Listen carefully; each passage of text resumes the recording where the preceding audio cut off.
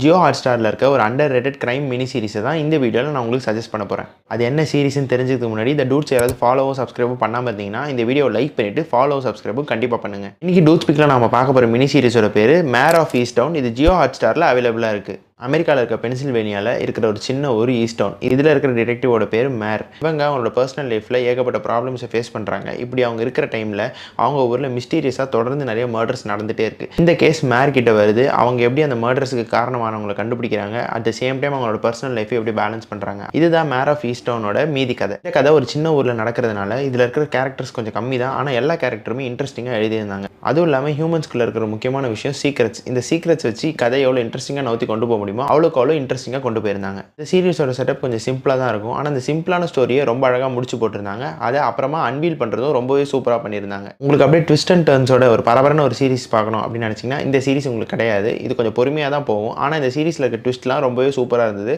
So உங்களுக்கு பொறுமையாக ஒரு டிவி சீரிஸ் பார்க்கணும், அது நல்லாவும் இருக்கணும் அப்படின்னு தோணுச்சுன்னா இந்த சீரிஸை கண்டிப்பாக பாருங்கள். ஜியோ ஹாட்ஸ்டாரில் ரொம்பவே அண்டர் ரேட்டட். இதை பற்றி யாருமே பெருசாக பேசினது கிடையாது. ஆனால் அதை கண்டிப்பாக நான் சஜஸ்ட் பண்ணுவேன்.